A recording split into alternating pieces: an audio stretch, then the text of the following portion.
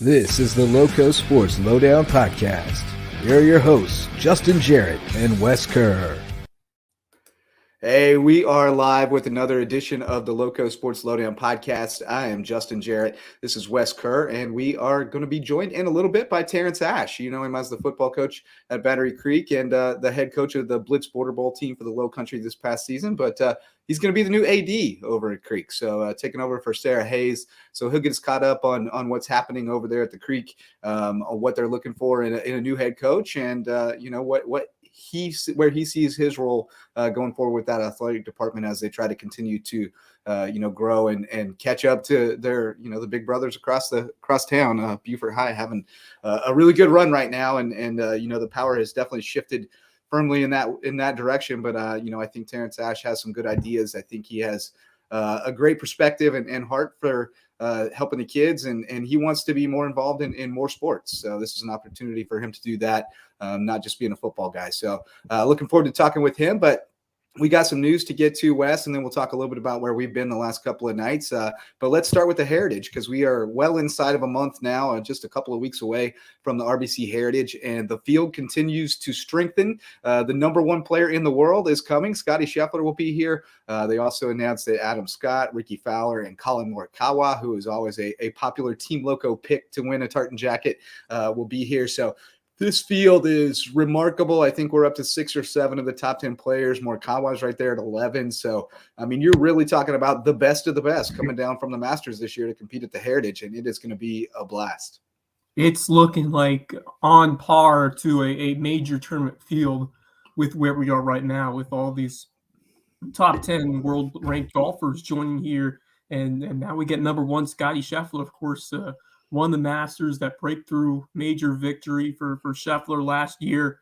And he's just been so fun to watch. Still very young and really a complete player who showed out on the biggest stage at Augusta last year. And he's really just continued where he went to win that Masters and just continued a strong play after that. And right now you're just seeing some more dominant play out of Scheffler. And what a treat for these Heritage fans to be able to, see more than half right now of the top 10.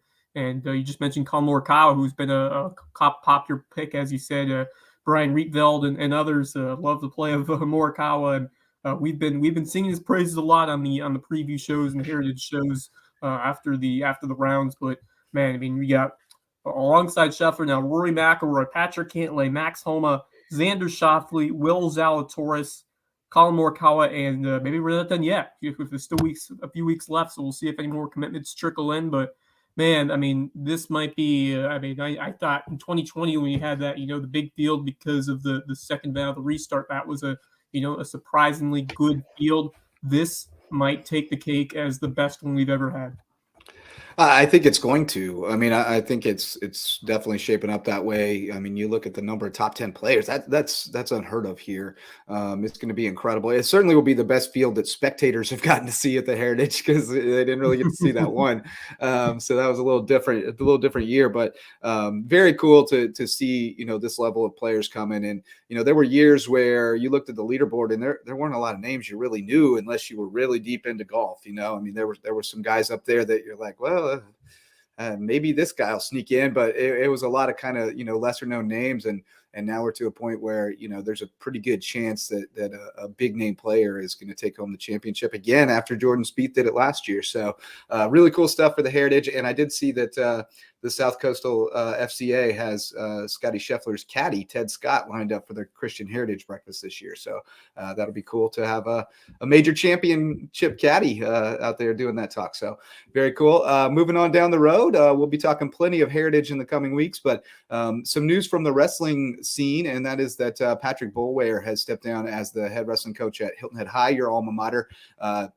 Bluffton alum, came over to Hilton Head a couple of years back, and I think he got a lot more kids out for wrestling. I think he definitely got some excitement there Zao Estrada coming in and her father Jeffrey helping out. They definitely recruited a lot of girls to come out and wrestle. And I think he did a lot of good things. Obviously, we're not privy to what the conversations were about him not coming back next year. Just what he posted on social media that they had parted ways, and he would continue to be involved in other ways in the local wrestling scene. So I want to wish him well and tell him, job well done over there, keeping things between the lines. And I think the program is probably in at least as good, if not better state than he found it, probably maybe a little bit better, at least in terms of depth. So, hopefully the next person in there can get things to the next level and see the Seahawks get back up on that level with May River where they're competing for region championships. Yeah, and I think, you got to give credit to what May River did compared to, what the Sharks were able to do with Coach Powell these last few years have just been unreal, putting them at the top of the local hierarchy in wrestling. But, got to give credit as well to the job that Boulware has done. And I think the way he's really revolutionized the ability for girls to join as well, because of course Zao was she blazed the trail, but I thought that Coach Boulware did a good job, recruiting other girls and helping them, assimilate and enjoy and have fun with the sport of wrestling. I think that's very important. It's going to, just set the table for so many other girls and so many other programs around here to implement girls wrestling. And I feel like that's going to get bigger and bigger as the years goes on here. So great job by Boulware to introduce that part of it. And, I always enjoyed working with him, a great attitude, and just always enjoyed and embraced the sport and always, had a lot of passion coaching his students and kids. So really enjoy my interactions with Boulware, and I wish him all the best as he gets ready for whatever his next chapter will be. But I thought he did a great job over at Hilton Head High, and I think he left the program in a very, very strong spot, and interesting to see who will come in to continue the growth that we saw from Coach Boulware. Yeah, and one thing that comes to mind for me, and again, we're not privy to the details, but there are a lot of things that go into being a high school head coach that have absolutely nothing to do with coaching. There's a ton of administrative, behind the scenes stuff that has to be done, and sometimes that's not a coach's strong suit. And so maybe, I think Patrick has been a terrific advocate for the sport and for the kids. And he'll find a role where he can continue to do that advocacy, even if he's not in that administrative head coaching role. So, wishing him well and his family. And, I know he's not done impacting young kids and young people and through wrestling and through sports. So he coaches baseball as well. So best wishes to him. And we joked before the show started, Wes, that one of these days we were going to have a guest who was not going to be able to make it on, and we were going to have to scramble. Well, we have a district-wide internet outage for Beaufort County schools, and Terrance Ashe is having some trouble with his connection over there. So we'll see if he's able to join us later in the show. If not, we'll just roll through it. But I will talk a little bit about the conversation that I had with Coach Ashe the other night out at Battery Creek. Just about, I said, you're going inside, you're giving up the coaching gig to go into the administration. What was the thinking? And, he just touched on with me that he has really enjoyed this period as interim AD and being able to have his hands on every program in the spring and get out there. He played multiple sports. He likes to get out and work with the track and field team and get out and work with the baseball team a little bit and, just be involved. And so I think through that interim phase, he kind of found that he had a passion for administration and coaching coaches, so to speak. And, I think it also puts him in a position where he can still have his hand in that football program as much as he wants to, and go into the process of hiring a coach with that in mind that, hey, I want to let you know that I'm going to let you do your thing, but I'm going to be here to support you, even on the field if you need me. And, if they can be open about that up front, I think they can find a really good fit there that can really help elevate things, because I think one of the problems that Ashe ran into is he just didn't have a lot of reliable assistant coaches who are on the ground in the building who know the game really well. And, that makes it tough. I mean, it's really an uphill climb when you've got to do some kind of building block coaching with a lot of kids and don't have the resources to then send others on to other coaches to get more advanced training and things. So, I think it sets them up for a better situation going forward. I think there are some really interesting coaching candidates still out there and still some dominoes falling. So it's going to be interesting to see which direction they go. And I was hoping to get to pick his brain a little bit about, what he's looking for in a head coach. But, there's some good coaches still out there looking for landing spots. So I think they're going to be able to attract a good one. And when you think about qualities you want in a high school football head coach, you want to have someone who you know is open to players and someone who has that ability to have the positivity, because I think positivity is key in kids, and being able to motivate your players to push themselves to that next level, and just having that calmness and leadership. There's so many important factors into making a good coach, but I mean your responsibilities that go on the football field and off the football field. And I mean, you look at what Bryce Libern has done, the ability to make adjustments, the ability to change things on the fly, the ability to shape your team as to what you have to work with. And I thought Libern did that exceptionally well. And the same thing said for Terrance Ashe. And you mentioned it, without the number of reliable or in terms of pieces of the coaching staff that he doesn't have, maybe compared to other programs, he has done a lot with what he has been given at Battery Creek. And with the talent that's there, I was really impressed by how they competed this year. First against Hilton Head in that opening game of the season, really almost went and beat them. But then a couple of big wins, they got into the playoffs. So the ability to compete that we saw, he did a fantastic job. And now it's off time to lay off the baton to the next hire as he transitions into this bigger role. And I think it's got to be a nice change of scenery for him, to be involved with different sports, because as he said, he's been in different environments before. And I think it's great for him to kind of, see how other coaches do things around his school, and just to have those different opportunities that sometimes you don't really have time for as a football coach. I think that's going to really help him as he gets ready to transition into this new phase. But I think there are a lot of strong coaching candidates, both locally that we've kind of been talking about, and maybe some outside names as well that could be interested. So I'm sure he has a list of qualities and abilities that he wants in a head coach, based on what would be most important for Battery Creek and this school, because Creek is a team that it's been close to doing big things throughout the like programs. And if they can get that guy who has that belief and confidence and just that positivity to uplift and transition these players into doing something big as a team, I think they're going to make a great decision. I think Terrance Ashe, I'm already impressed with what he's done on the football field, and I think he's going to do some amazing things in his new role as AD. Yeah, I'm excited for him and for the school. Sarah was a huge loss, huge loss. She was a tremendous administrator. I think having the opportunity to work under her for a few years is going to be really beneficial. But the most important thing to me is, again, like at the start of this interim process, it sounded like he was leaning towards sticking with football. And at the end of it, he took the AD job. So that tells me that, he felt something performing that role on an interim basis that led him to believe that that's the right move for him. And I think it's going to be a good thing. And I'll throw out a name. How about Marcus Livingston from Estill? His school's closing down. He's got some offers out there to go be an assistant somewhere, but that guy can coach, and he would probably bring Roman Singleton with him. And that is a dynamic duo that can do a lot of good in a hurry. We've seen what they can do with their relational coaching style, and the way that they interact with the kids is tremendous. So, there's going to be before we turn to the next topic, I mean, the Battery Creek football team, I realized that run game was excellent last year. I mean, you had McKeachin, you had Damian Freeman, and of course, I was just really impressed by the way they dug in big games and found ways to pull out wins. And some of those guys on the defensive line were outstanding as well.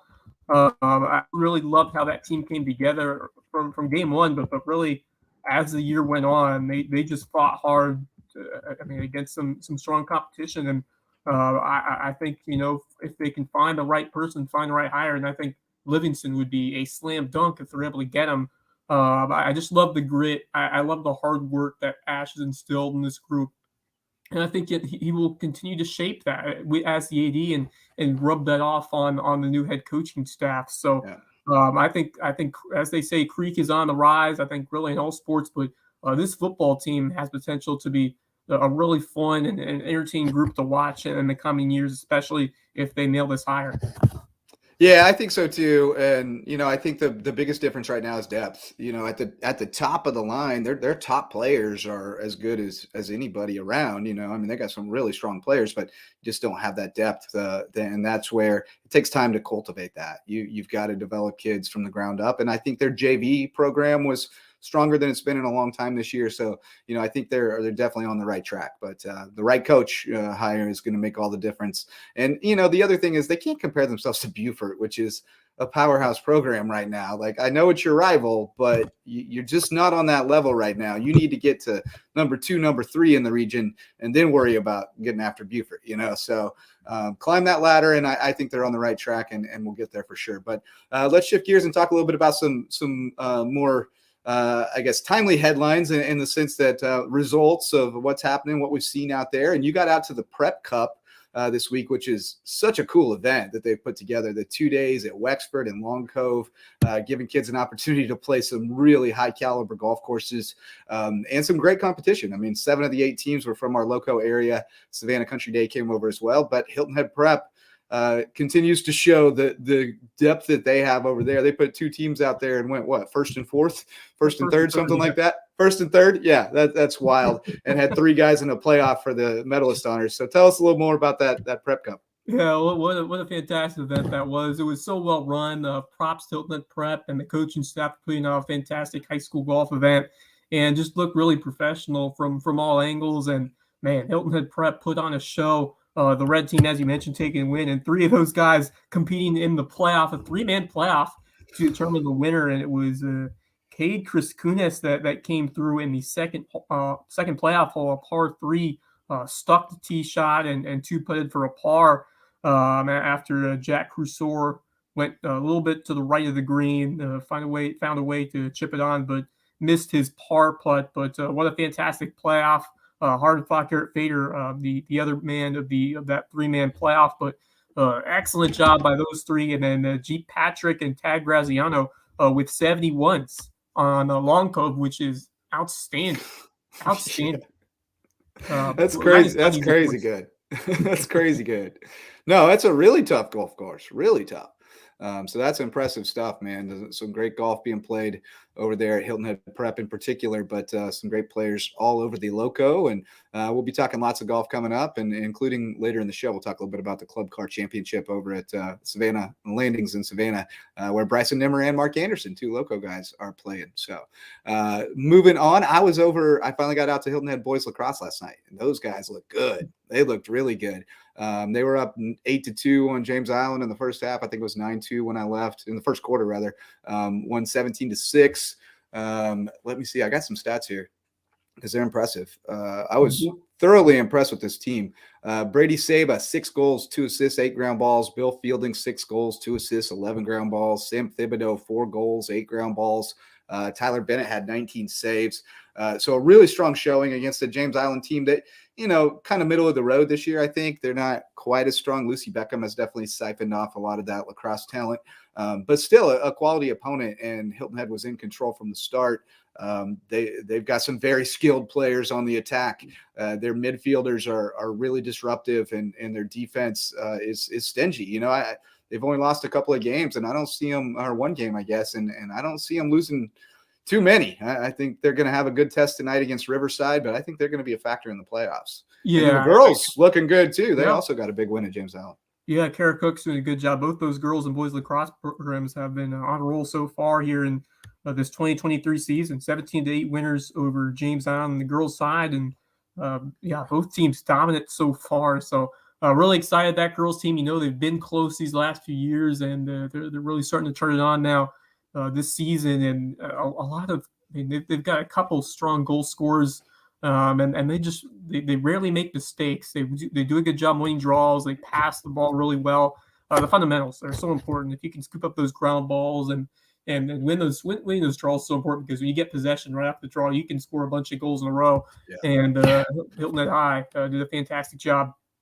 Really setting the table in these last few games over Bluffton and then over James Island. So both these lacrosse programs are on a great track record so far this year, and I think both have the talent to take things deep in the postseason, which is coming up very soon. I think we only have 2 weeks left. Lacrosse does that to me every year. By the time I figure out who's good and what's going on, it's like, oh, hey, it's time for the playoffs. So I've seen more lacrosse this year than I have in a while. It's just worked out with my schedule, having more Wednesdays free to get out to games and stuff. But it's been tough in the past, and Thursdays, excuse me. But it's been good. I think the level of lacrosse has continued to rise pretty significantly over the last few years. When you look at what May River's boys are doing and the girls, I mean, they've got 2 or 3 kids going to play college lacrosse from there. Hilton Head, both teams very good. Bluffton has definitely fallen off since May River opened. For a few years, it was Hilton Head and Bluffton were duking it out and going, competing for state championships. But you've seen the level grow across the entire state. Now there's so many more teams competing. Some of the more metropolitan areas, I guess you would say, like Greenville and Charleston, it has really taken off. Powerhouse on the girls' side these last few years. Yeah, absolutely. So that Charleston area, Lucy Beckham, very strong this year. So it's definitely picking up. The quality of play is just light years ahead of where it was when I got here in 2005, when there was 2 or 3 kids on the field who really knew what they were doing, and the rest were just athletes out there, trying to play the game. And I'm not even sure the refs knew the rules back then. I think they have a little better handle on it now, but it was a little bit dicey back in the old times of lacrosse. But definitely on the upswing now, and we've talked a lot about how good the baseball is in this area. And we had a full podcast yesterday, Lowco Diamond Dudes. We launched that one yesterday, talking baseball and softball. But I wanted to shout out a little bit Hilton Head Prep, because, we talked in the early season so much about Hilton Head Christian and the hot start they got off to, and it looked like they were going to kind of be the team in that region. They were going to ease ahead of Hilton Head Prep, and not so fast, my friend. Chris Wells knows how to coach a little bit of baseball. Those guys pulled out 2 tough wins against the Eagles, and now they're in the Catbird seat. They've got to beat JP2 twice to, officially win a region title, but unless they've already done that. But it shouldn't be too much trouble for them. Although JP2, 2 straight wins, they scored 12 runs in the 7th to beat Colleton Prep the other night. And then they held off Battery Creek 7-6 last night. So those young Golden Warriors are rounding into form too. And then that Bluffton May River series was terrific. Both games really great. As Butch Mullis said yesterday on the Diamond Dudes, May River's D1 guy, Tyson Brasington, was the best dude on the field on Monday, and Cody Bratt from Bluffton, who's going to Radford, was the best guy on the field on Wednesday, and that was the difference. So that was fun, and I'm looking forward to the rest of that region unfolding. Yeah, I mean, I'm really impressed by that GP2 comeback over. Yeah, they were down 10-1. They scored 12. And they were down 10-0. They had to score 1 to avoid the mercy rule. Ooh. They scored 1 to avoid the mercy rule, and then they scored 12 in the next inning to win it, 13-10. That is something else. That is, yes, sir. Quite crazy. Baseball. Gotta love baseball. Gotta love baseball. You never have a game. I mean, that's just remarkable stuff. And then that's some great Lowco rivalries there with Hilton Head Prep. I was doubting a little bit too. I mean, I thought Hilton Head Christian Academy had the upper hand, especially after they beat Bluffton. When I saw them live, I was really impressed by the way they played. But Hilton Head Prep came in and swept them. Peyton Bullock 7-inning shutout, complete game shutout over Hilton Head Christian 3-0. Then they come back and beat them again at Hilton Head Christian Academy on Wednesday. And that's 2 very impressive wins to a team that may not have that superstar, but they've got a lot of guys who know how to put runners on, advance them, and make the big baseball plays. Chris Wells is just a fantastic coach. He knows how to build up a team and make the most out of who he has. And Pace Gardner, really great veteran I mentioned on the baseball pod, but man, has he ever come up clutch these last few years, especially now, 3 for 4, 2 doubles, scored a run, drove in 2 in that 6-5 win. What a game that was. He also pitched 2 innings on the mound, struck out 3. So what a performance from him and this prep team. And then great series in Bluffton May River. It's always a hometown showdown. No matter the sport, always are you got some intense games, and Cody Brad has been on another level. He had 6 2/3 winning pitcher on the mound, struck out 5, dialed in over there, and on top of that, he already has 30 stolen bases on the season. I mean, my goodness, talk about a multi-tool player. Yeah, no question. It's 30 stolen bases. I'm still shaking my head at that. Didn't he have 7 in a game against Patrick Henry earlier this year? I believe you're right. Yeah, 7 in a game by Cody Brad. Which is crazy because Chandler Brown's a good catcher too. Yeah. So that's impressive, man. Yeah. That's really impressive. I gotta say, he wasn't like totally on my radar. Like I knew of him last year, but I didn't realize like he's made a huge jump this year. I've been really impressed with him. He just looks the part, and he's got, like Butch said yesterday, he's got some loud tools, some really loud tools, especially the running. The speed is really impressive. So excited to see him to continue to develop. Still got another year in high school. It'll be fun.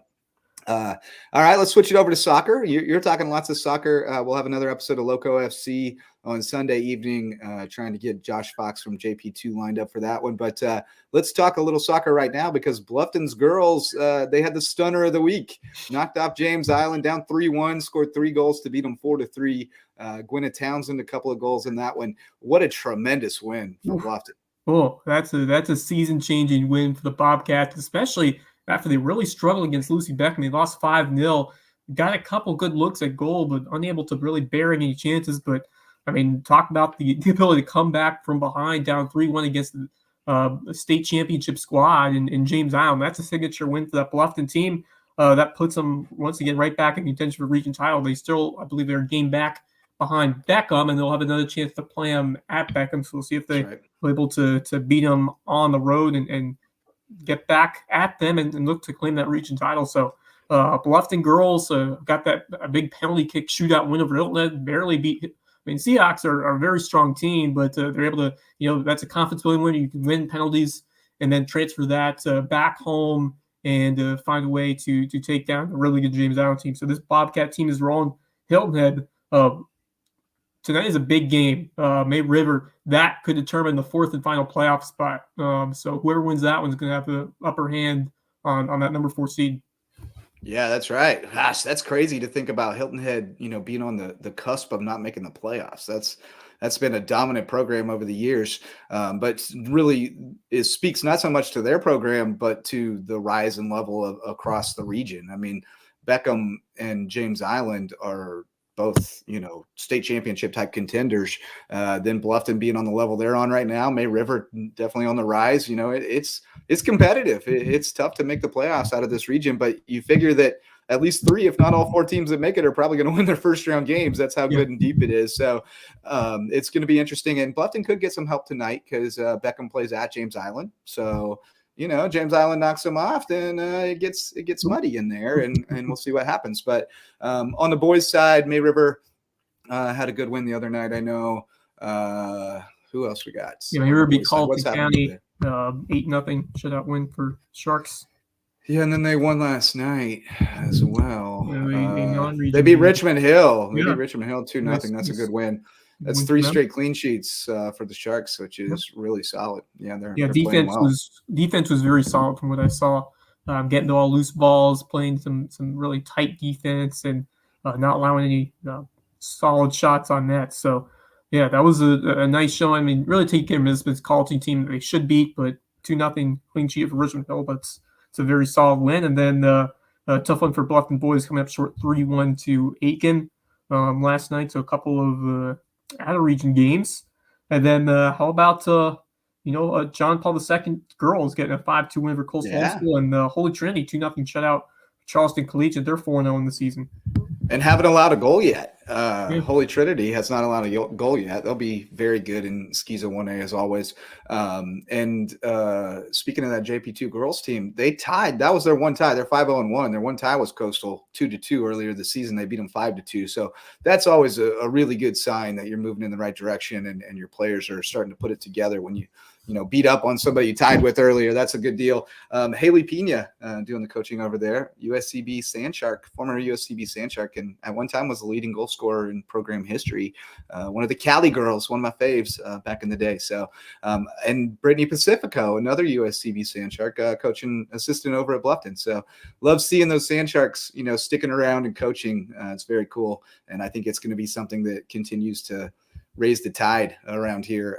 Having that college level experience, walking right into assistant coaching positions is really going to be helpful. So, already talked JP2 baseball, so we'll take a quick break here from our sponsors, and we'll be back. We got some more headlines. We'll talk Nick Pringle and Bama in the NCAA tournament, the Club Car Championship over in Savannah, Beaufort High's football schedule. We'll see who the state champs are playing next year, and we'll give our Lowco shout-outs after the ad break here on the Lowco Sports Lowdown podcast.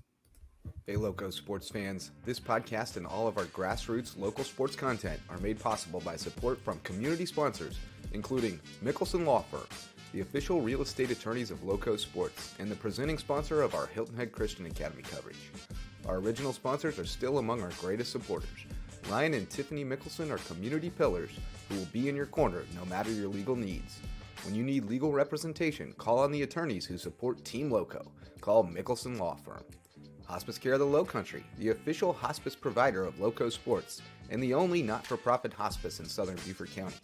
For more than 30 years, the committed, compassionate staff at Hospice Care of the Lowcountry have been there to ensure your loved ones find comfort, honor, and dignity at the end of life. Because at Hospice Care of the Lowcountry, it's not about dying, it's about living. Homegrown Home Inspections, the official home inspectors of Lowco Sports. Jan Lucas and his team provide thorough, detailed home inspections aimed to ensure everyone goes into the transaction with open eyes and confidence. Jan would rather reveal an inconvenient truth than look the other way and provide reassurances that could come back to burn the buyer in the long run. If you're looking to buy or sell a home and need an honest, reliable inspector, call on Homegrown Home Inspections, official sponsors of Lowco Sports. DDS Web Design, official SEO experts of Lowco Sports. If your business or organization has a website and you're trying to figure out what SEO is, you need to call on Denise and Dave Sinkovich at DDS Web Design. They'll provide a free consultation and do all the behind-the-scenes work to boost your search engine optimization and get your website found online so you can take your business to the next level. DDS Web Design, official SEO experts of Lowco Sports. American Wood Reface, sustaining sponsors of Lowco Sports. Does your kitchen need a facelift? Before you start picking out new cabinets, give Ben and the team at American Wood Reface a shot. They can reface your existing cabinets to overhaul your aesthetic without the hefty price tag and reimagine your kitchen at a price point you can manage. Be sure to tell them Lowco sent you because every referral helps support Lowco Sports. 4M Metals, sustaining sponsor of Lowco Sports. Got metal? Your roof might need it. Metal roofing advantages include better energy efficiency, weather protection, longevity, a more aesthetically pleasing design, and the product is all green. So if you've been thinking about a new roof, go metal. Let 4M Metals be the difference in your roof. Jay's Barbershop. It's the talk of the town and the place to be in Ridgeland. If you need your ears lowered, head over to Jay's for a fresh cut and great conversation with good folks. And tell them Lowco sent you. Local Pie, official pizza sponsor of Lowco Sports. They sling some of the best pies in the Lowco, and my kids say the mac and cheese is the best around. Hungry? Hit up Local Pie, longtime supporter of Lowco Sports. Barefoot Floor Care of the Lowcountry, the official floor cleaners of LowcoSports.com. If your feet tell you your floors need cleaning, call on Barefoot Floor Care of the Lowcountry. They provide residential and commercial services, including cleaning carpet and area rugs, tile and grout, upholstery, curtains and drapes, mattresses, and more. But most importantly, they'll get those floors so clean, your feet will thank them. Barefoot Floor Care of the Lowcountry. Hilton Head Prep is a sustaining sponsor of Lowco Sports, and we tell you all about the Dolphins' athletic exploits. But did you know it's also the #1 ranked private K-12 school in Beaufort County and ranks in the top 2.5% of schools nationwide? Visit hhprep.org to see what Hilton Head Prep has to offer. Beaufort Academy is a sustaining sponsor of Lowco Sports, and we love covering the Eagles. With a student-to-faculty ratio of 7-1 and an average class size of 14 students, Beaufort Academy could be just the educational solution you're looking for, with more one-on-one attention. BA has a strong history of working with the whole child to prepare each student for college and life. Check them out at BeaufortAcademy.org. Thank you to all of our sustaining and supporting sponsors for their support of LowcoSports.com. Go Lowco.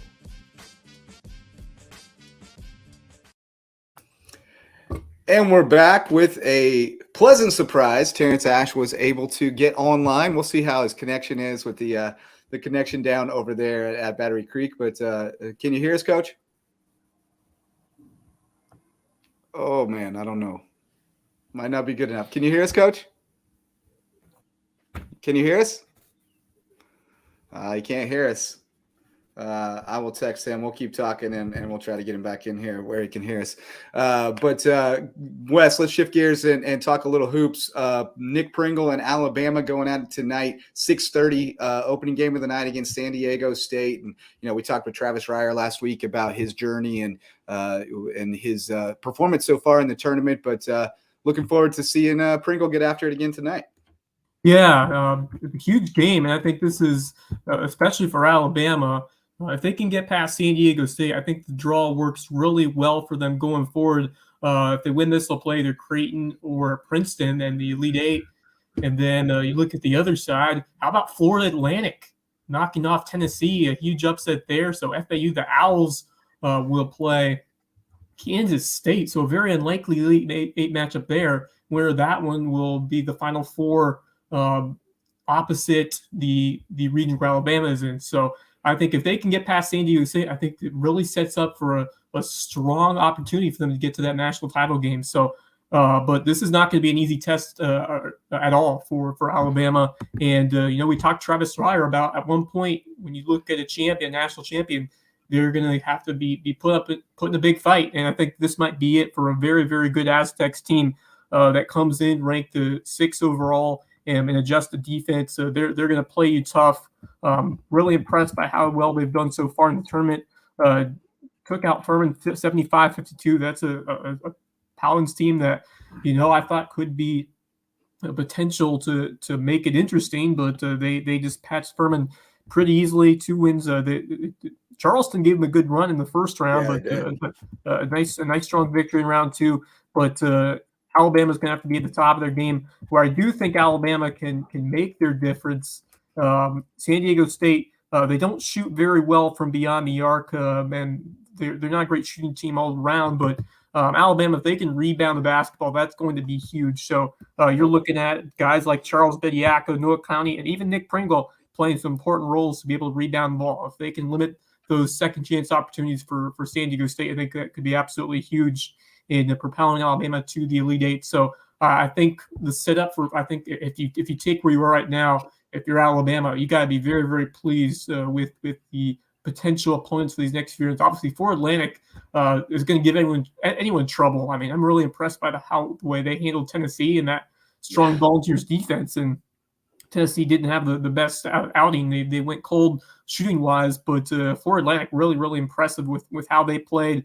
That wouldn't be easy at all. Then, Princeton, Creighton, nothing to lose there. But I think it's a very favorable, draw when you look at it for Alabama, and just really great opportunity they have. And Nick Pringle, I mean, he's gonna be giving his all every time he comes out on the floor. Just a great impact player, high energy defense, and the rebounding. We talked about what we did in that first round game where A&M Corpus Christi went a double-double. Don't expect a big performances like that, but when he gets the opportunity to come on the floor, he's going to make very efficient impacts for this native coach team. And I'm just really excited for the opportunity that Alabama has to make this a very deep, memorable playoff run here in the NCAA tournament. Yeah, indeed. And Ashe was back, and then he popped back out again. So we're trying to get him on, but connection trouble over there. But I'm no Alabama fan, but I did pick him to win it all, and I am a huge Nick Pringle fan. So I'm kind of rooting for him anyway, even though I'm not a big fan, and it's just I love him. But I also love that Marquise Noel for Kansas State, who dished out 19 assists last night, including the best alley-oop I've ever seen in my life. That reverse alley-oop in overtime was ridiculously good, but that guy was awesome. So let's see if we can get Ashe in here for just a few minutes, if his connection is working for us. Coach, can you hear us? Coach Ashe, can you hear us? You guys, yeah, you're breaking up a little bit. Go ahead. There we go. Just wanted to get a few minutes with you if you can, and Uh-oh. if the connection's no good, we can get you next week. Yeah, Okay. I think we're gonna have we're having some issues. I think district wide. So. Yeah, we'll try it again next week, buddy. We appreciate you, and we'll talk to you down the road. Thanks, man. I appreciate it. I care. Yeah, that's the joys of live entertainment, right? The internet goes out over in the Beaufort County schools. We're all hamstrung by it. So we'll keep on rolling along here. We'll get Coach Ashe in here next week. But the Club Car Championship. Oh, actually, before we move on, let's talk a little bit about our bracket contest, because our guy Justin out in Hampton County is still on top, but Jimmy Searson closing in. I'm not sure who that person in third is, but they're in the mix as well. And then we got James Dennison and Sean Rochester tied up, and then I'm in sixth. So you had gotten ahead of me, but now you've slipped back down there, Wes. Well, I thought Tennessee, man, when they beat Duke, I thought they had a real chance, but we lost Tennessee and we lost UCLA to Gonzaga last night. Yeah, that one hurt me too. Hey, I got to give credit to, everyone, the Zags. That was a trendy pick, and props to whoever picked them, because there are actually a lot of brackets that pick Gonzaga. Drew Timme is the truth. What a sexy performance that he had against UCLA. They were down 13, I believe, at halftime or close to that. They're down double digits and found a way to come back. So, Mark Few and Gonzaga, that's a team that's been there before, and I believe those two teams played a couple years ago in the Final Four, close to it. But yeah, that's a nice rivalry there. But so the Zags moving on. So we'll see what happens the rest of the way. But we've got some strong scores up there at the top. Heck yeah, Justin's killing it. I had UCLA in the championship game, and I fell asleep on the couch last night thinking they had it in the bag, and I woke up and looked at the scores and went, "Holy cow, that did not go the way I thought it was going to go." Because UCLA looked amazing in the first half, and Gonzaga was really out of sorts. So that shocked me. But let's take a look over at the Club Car Championship Corn Ferry Tour event in Savannah this week at the Landings, where they play the Corn Ferry Tour qualifying tournament each year. So that's kind of a cool dynamic, because you got a lot of guys who played there a few months ago. They know the golf courses pretty well. Bryson did not finish his round yesterday. He was 1 under when they suspended play, and then he made a bogey this morning. So he finished it even, but he's 1 under through 5 so far today. So he's T56. Mark Anderson, on the other hand, is on fire. He's 4 under so far today through 14, 6 under for the tournament, and tied for 5th.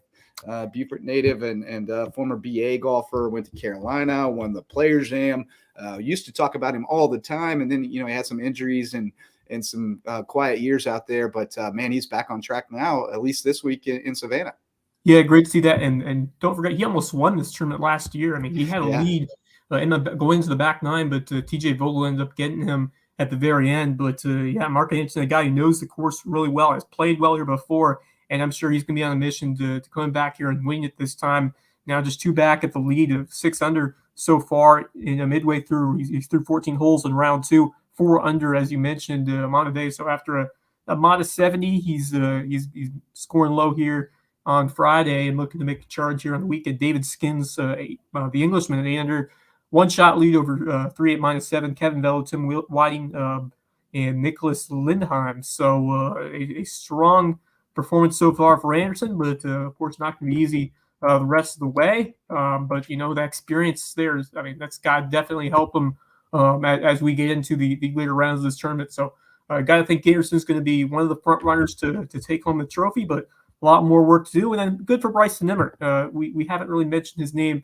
And obviously a guy who's been trying to find his way in the minors, and he's been bouncing around several different tournaments over these last few years. Has played the tour a couple times, and still trying to make his way up to that goal, that PGA Tour, which certainly not easy at all to do.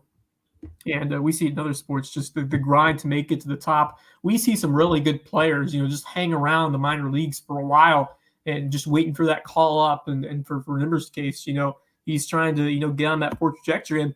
And also in other sports, sometimes it takes a while to get that call. And still in his 20s, still a lot of years left.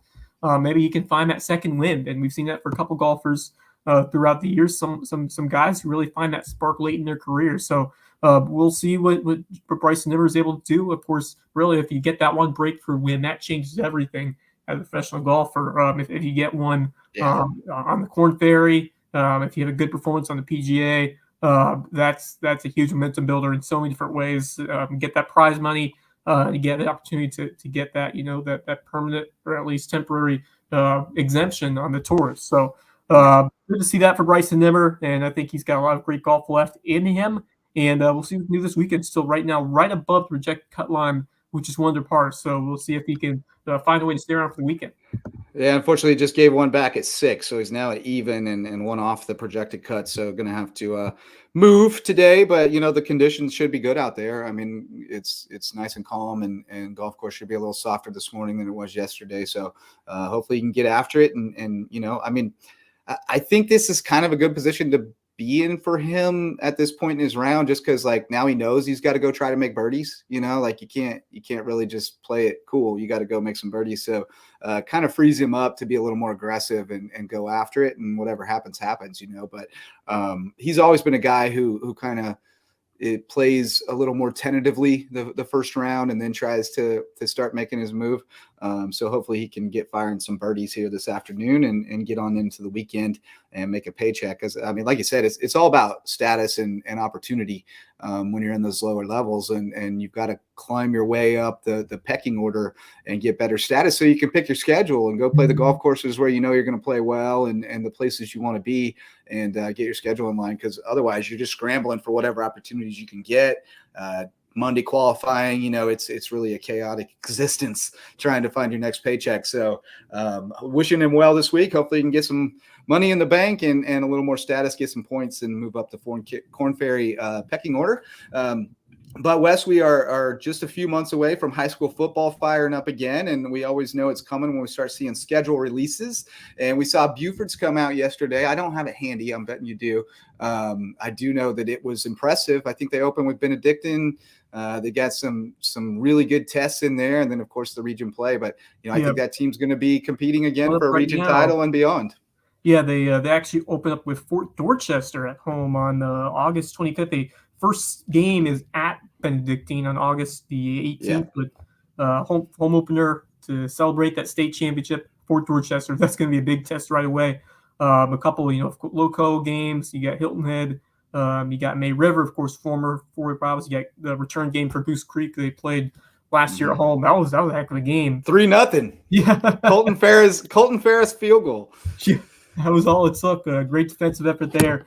So expect to see a fun rematch over there. Hopefully a little more high scoring, but we'll see what will happen there at September 8th in that one. But good to always play those low country teams. There's something to say about rising tides and having those local rivals. Even though you're not in the same region anymore, there's still a lot of some tension between those two sides. You want to beat Hilton Head, you want to beat May River, and so for Bryce Lybrand's squad, I think there's obviously some juices flowing in those matchups. But great opening test there. Benedictine, Fort Dorchester should be two very strong opponents. Benedictine, I believe, back-to-back state champions over Georgia. So. A very, very strong squad. And then you get into region play, which you get home games in Battery Creek and North Charleston. So Hanahan and Philip Simmons, very, very tough matchups on the road. They're going to have to really battle in those. And so we'll see. Obviously, they're going to lose a lot after last year. Casey Fields, your incredible running back, Colton Ferris. So there's going to be a lot of shoes to fill, and I think a lot more of the load's going to be on Samari Bonds to make some big plays at quarterback. Michael Dennison, Jack Sumner, Carter it's Bowersock. There's a whole bunch of big shoes to fill, but they showed their depth this past year. Their JV's been good. They've got more guys coming, and they know how to develop them and coach them. So I have no doubt that they're going to be, continue to be a powerhouse for as long as Bryce Lybrand is there. And at least for now, it looks like we might get another year of Bryce Lybrand. That nobody could lure him away or chose not to. So happy for us, but he's probably not too long for any one spot, because I think he's a climber. He's gonna do big things in his career. He's a terrific football coach and man. So all right, Wes. Well, we've rambled on long enough, so I guess we might as well get to our Lowco shout outs and shout out some teams and athletes who impressed us this week. And I always give you the first crack. So who we honoring today? I'll tell you what, these spring sports, it is really hard to choose just one or two because got so much going Drinking on. from a fire hose. But man, Kylie Rast, terrific performance on the Buford softball side against Battery Creek. 7 no-hit innings to take down the Dolphins 5-1. Did give up a 1 run, but that was not earned. Struck out 11, just a dominant performance in the circle, and that's someone who I've been able to enjoy watching grow over these last few years, and she is just displaying some dominant form right now. Really fun to watch her ability in the circle. And we talked about softball. If you have that one pitcher who can go the distance and be that workhorse, that could be the catalyst for you going on a deep run. So Kylie Rask, excellent start to her season over there for the Beaufort High Eagles, and then going to the lacrosse field, Hilton High. That was some show they put on against the James Island team that is certainly competitive and a game that they want to have, but to do it in dominant fashion like that, 16-7, very impressive. Bill Fielding 6 goals, so that's a sock trick, 2 assists. A sock trick is 6 goals in lacrosse. Yep. Sam Thibodeau with 8 ground balls, 11 ground balls for Bill Fielding. So, and then Brady Saab also with 6 goals. So, they're running up the score, and those big 2 guys, Saba and Fielding, providing most of the offense there. But Ernest Friday with 2 assists, and Tyler Bennett with 18 saves on 26 shots. So, strong effort for Hilton High, and then that's a team that I think is they're looking good right now. They're rolling. See how they do against some tougher competition as the year goes on. I believe the Riverside would be a nice challenge for them. So big one on tap for the Seahawks. And then Holy Trinity Soccer, the girls soccer, great start. That's a team that has won many state championship in these last few years. And Abby Schaub getting it done with her 4th consecutive clean sheet over Charleston Collegiate. Yeah, that's good stuff over there. And they play. I mean, they play a 1A Skeetsa schedule, but they don't shy away from competition. They take their soccer very seriously at Holy Trinity. So good picks there. I'm going to shout out Quinn Wilson, the goalie for Beaufort girls soccer. They went up against Battery Creek the other night. Creek was 8-0-1, had been scoring tons and tons of goals, and Quinn got the clean sheet. So we talked about that on Lowco FC, or you guys did, about the rubber hitting the road when Battery Creek faced Beaufort, and we saw D1 goalkeeper usually wins out. So great job by Quinn Wilson. She's been so much fun to watch, in every sport. She's going hard every time she's out there. Love watching her play basketball. Coach on the floor, sees the floor really well. Great leader. So enjoyed her. That's my shout out. I'll also throw in Gwenna Townsend with her 2 goals against James Island. That was huge. And then my team, I'm going to go Colleton County softball. I can't wait to see this team. I actually might try to sneak over and see them in West Ashley tonight. If I can get to town in time. We're playing up at Shipyard this weekend, so we're going to be up there this weekend. I might try to check them out, but they're 6-1, only losses to Cane Bay, a solid 5A program. They've beaten up on people, just absolutely routed Hilton Head, which obviously Hilton Head down this year with Reagan Marchant now at Carolina, but they're playing very good softball. They've got a really dangerous lineup up and down. Michaela Chisholm, Bailey Cox, a couple of the leaders. Jordan Slocum has been there for a long time. Good catcher behind the plate. They've got Shandy Brown is one of the more interesting and electric multi-sport athletes in the area, in my opinion. I love to watch her. So they've got a lot of talent there. And as Mullis said on the Diamond Dudes yesterday, they take their softball very seriously. They draw very well. It's a great atmosphere. And I think they're going to be a problem. I like them as kind of the favorite in this region, although I think Bluffton right there, James Island, Lucy Beckham will be tough. But I think Colleton has the goods to make a deep run. So giving them my love. And that Hilton Head boys team, I'll echo your pick there because, man, they looked really good last night. Yeah, a lot of good there, especially with that Seahawks club within Colleton County softball. That's been a nice tradition over there, both for Colleton County and Colleton. Perhaps some nice players going through that system these last few years. And speaking of softball, I'm on my way to out to see some Division II USCB softball. They're in a 3-game series over the weekend against Augusta.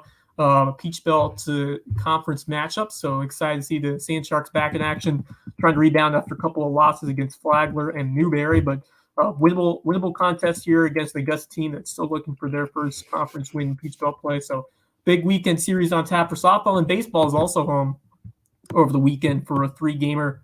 They will be taking on North Georgia. That will be a winnable matchup. If they can take 2 out of 3 would be excellent. If they can take 1 out of 3, that's a nice building block for them as they move forward here. But very competitive in that last game against Georgia Southwestern. Lost 4-3, a couple of tough losses to begin that series, but good to see them battle in that series finale, and now another opportunity to pick up some wins this weekend. All right. Well, enjoy your time out at Shark Park. I'll be up at Shipyard this weekend with the Waves. We get to play teams from Ohio, Florida, and Georgia, so it's going to be fun. And looking forward to seeing the boys get out there and play. And I will also try to get out and see some sports this weekend if I'm able to, because we definitely got to round it all up for you. Next week we'll have extended edition of Last Night in the Lowco on Monday with all the weekend happenings, and then we'll have another podcast coming at you Tuesday live. So be sure to check it out. Thanks so much for joining us today. We got lots of stuff to cover this weekend, and we'll get you all caught up on it next week. Thanks for Terrance Ashe for trying to jump on with us. We'll get him back on later when he can actually hear us and talk with us. But we appreciate his efforts nonetheless, in spite of the internet outage over there. And thanks so much to our sponsors and you, our viewers and listeners who make it all possible. We keep doing it for you. And until next time, go Lowco.